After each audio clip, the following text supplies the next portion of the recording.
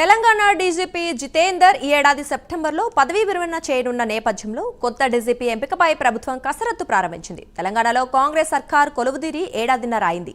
కీలకమైన హోంశాఖను సీఎం రేవంత్ రెడ్డి తన వద్దే ఉంచుకున్నారు. ఈ నేపథ్యంలో కొత్త పోలీస్ బాస్ ఎంపికపై క్యూరియాసిటీ నెలకొంది. మరోవైపు పలువురు సీనియర్ పోలీస్ అధికారులు కూడా డీజీపీ పోస్టుపై ఆశలు పెట్టుకున్నారు. మరి ప్రభుత్వ పెద్దలు కొత్త పోలీస్ బాస్గా ఎవరిని ఎంచుకునే అవకాశం ఉంది?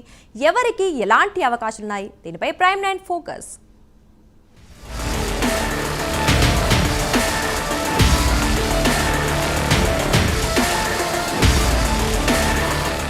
నిబంధనల ప్రకారం ప్రస్తుత డీజీపీ పదవి విరమణకు 3 నెలల ముందే కొత్త డీజీపీ అర్హుల జాబితాను ప్రభుత్వం యూపీఎస్సీకి పంపవలసి ఉంది. వారి నుంచి ముగ్గురిని యూపీఎస్సీ ఎంపిక చేసి ఆ లిస్టును తిరిగి రాష్ట్ర ప్రభుత్వానికి పంపుతుంది. ఆ ముగ్గురిలో ఒకరిని ప్రభుత్వం డీజీపీగా నియమించాల్సి ఉంటుంది. ఆ పదవికి 30 ఏళ్ల సర్వీస్, డీజీపీ హోదాలో అనుభవం ఉండాలి. ప్రస్తుతం తెలంగాణలో 5 ఐపీఎస్ అధికారులు డీజీపీ హోదాలో ఉన్నారు. రవి గుప్తా, సివి ఆనంద్, శివధర్ రెడ్డి, సౌమ్య మిశ్రా, శిఖా గోయల్ డీజీపీ రేస్లో ముందున్నారు. రేవంత్ రెడ్డి సీఎంగా ప్రమాణ స్వీకారం చేసిన తర్వాత రవిగుప్తను కొంతకాలం డీజీపీగా కొనసాగించారు. తర్వాత ఆయనను హోంశాఖ స్పెషల్ చీఫ్ సెక్రటరీగా బదిలీ చేసి జితేందర్ను డీజీపీగా నియమించారు. ఇప్పుడు జితేందర్ రిటైర్మెంట్ అవుతూ ఉండడంతో రవిగుప్తను మరలా డీజీపీగా తీసుకువస్తారా లేదా అన్నది చూడాలి.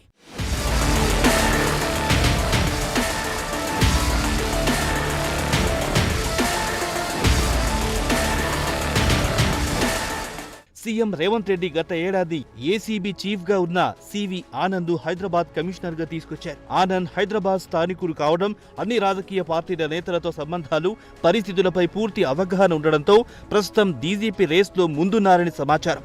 ఆనంద్ కు మరో 2 ఏళ్ల సర్వీస్ ఉంది. ఆయన రాష్ట్ర, కేంద్ర సర్వీస్ లో పనిచేసిన అనుభవం ఉంది.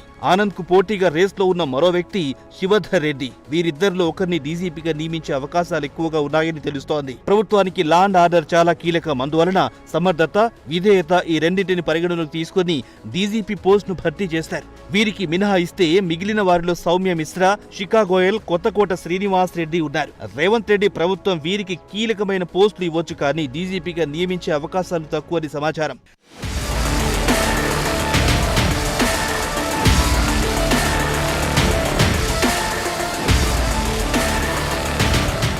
తెలంగాణ రాజధాని హైదరాబాద్ వేగంగా అభివృద్ధి చెందుతూ పెట్టుబడులకు గమ్యస్థానంగా నిలుస్తోంది.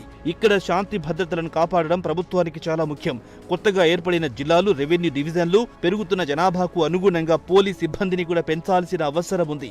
రేవంత్ రెడ్డి ప్రభుత్వం అధికారంలోకి వచ్చి ఏడాదిన్నరైనా పాలన మీద పట్టు లేదని పెద్ద ఎత్తున విమర్శలు వస్తున్నాయి. వచ్చే ఏడాది కాలంలో స్థానిక సంస్థల ఎన్నికలు నిర్వహించాల్సి ఉంది. ఈ నేపథ్యంలో కొత్త డీజీపీ ఎంపిక కేవలం సీఎం రేవంత్ రెడ్డికి మాత్రమే కాకుండా కాంగ్రెస్ ప్రభుత్వ ప్రతిష్టను కూడా పెంచే విధంగా ఉండాలి. కాంగ్రెస్ ప్రభుత్వంలో కేవలం సీఎం మాత్రమే కాకుండా ఇతర పెద్దలు కూడా నియామకాల్లో తమ వంతు పాత్ర పోషిస్తారు. అందువల్ల డీజీపీ ఎంపిక ఆషామాషిగా ఉండదని తెలుస్తోంది.